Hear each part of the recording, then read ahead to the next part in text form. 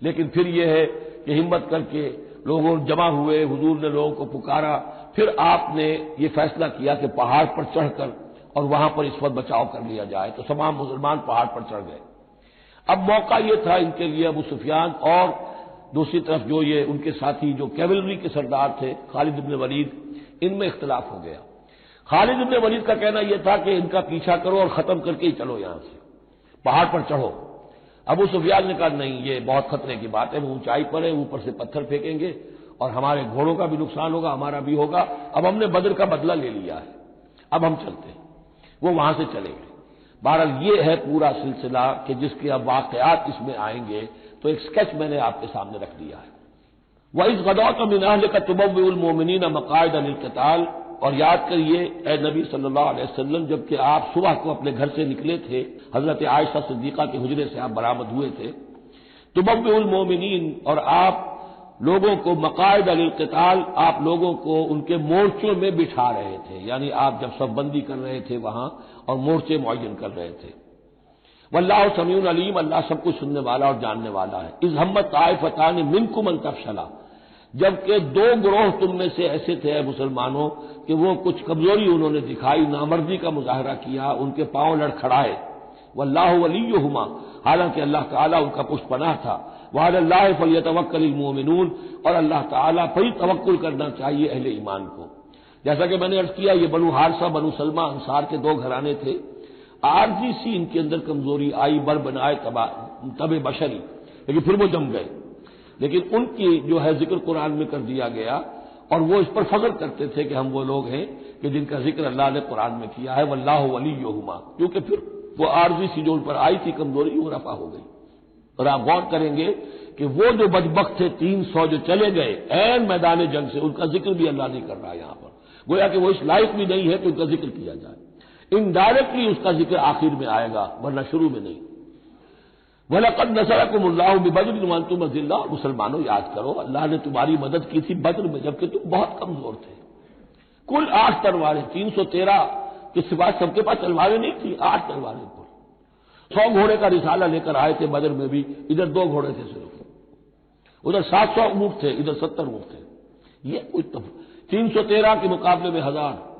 اللہ نے تمہاری مدد کی تھی۔ وَلَقَدْ نَصَرَكُمُ اللَّهُ بِبَدْرٍ وَأَنْتُمْ أَذِلَّةٌ، تم بہت کمزور تھے اس وقت۔ فَاتَّقُوا اللَّهَ لَعَلَّكُمْ تَشْكُرُونَ، تو اللہ کا تقوی اختیار کرو تاکہ اللہ کا صحیح معنی میں شکر ادا کر سکو۔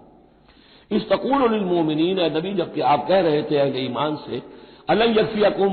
کیا تمہارے لیے یہ کافی نہیں ہے، أَنْ يُمِدَّكُمْ رَبُّكُمْ بِثَلَاثَةِ آلَافٍ مِّنَ الْمَلَائِكَةِ مُنزَلِينَ، کہ اللہ تعالیٰ تمہاری مدد کرے 3000 فرشتوں سے کہ جو آئیں اترنے والے ہیں آسمان سے، یعنی 3000 کا لشکر آیا ہے۔ تو اے مسلمانوں میں تمہیں خوشخبری دیتا ہوں، اللہ تعالیٰ 3000 فرشتے تمہاری مدد کو بھیجے گا۔ بلا، حضور نے اللہ تعالیٰ کی طرف سے آ رہا، یہ بات تو حضور نے فرمائی تھی، اللہ تعالیٰ نے حضور کی اس دعا، گویا کہ دعا کہہ لیجئے یا جو بھی آپ نے پیشن گوئی کی، ایک طرح کا استدعا بھی ہو سکتی تھی کہ اللہ سے اس طریقے سے آپ یہ استدعا کر رہے ہوں، تو فوراً اس کی منظوری کا اعلان ہو گیا، بلا کیوں نہیں۔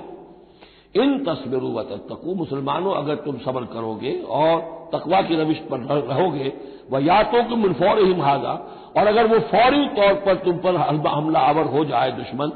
يُمْدِدْكُمْ رَبُّكُمْ بِخَمْسَةِ آلَافٍ،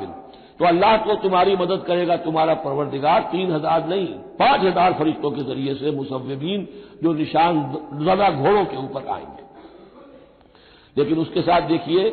وَمَا جَعَلَهُ اللَّهُ إِلَّا بُشْرَىٰ لَكُمْ، لیکن یہ سب بھی اللہ تعالیٰ کی طرف سے ایک بشارت کے طور پر تمہیں بتا دیا گیا،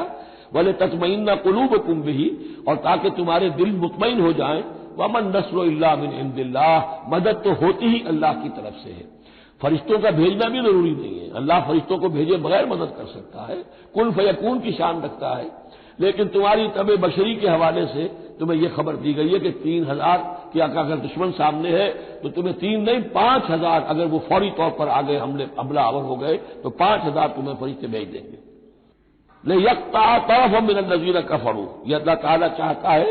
کہ یہ کافروں کا ایک بازو کاٹ دے، اور یکبتہم، یا ان کو ذلیل کر دے، فینقلبوا خائبین، تاکہ پھر وہ لوٹ جائیں بہت ہی خائب و خاسر ہو کر، ناکام ہو کر۔ اب یہ گفتگو ذہن میں رکھیے، ترتیب جو ہے وہ نہیں ہے، پہلے جو ذکر ہو رہا ہے وہ تو آپ میدان جنگ میں پہنچ چکے تھے، اور یہ ذکر ہو رہا ہے اس سے پہلے کا، جب خبریں پہنچی ہوں گی کہ 3000 کا لشکر آ رہا ہے، اس وقت جو گفتگو ہوئی ہے۔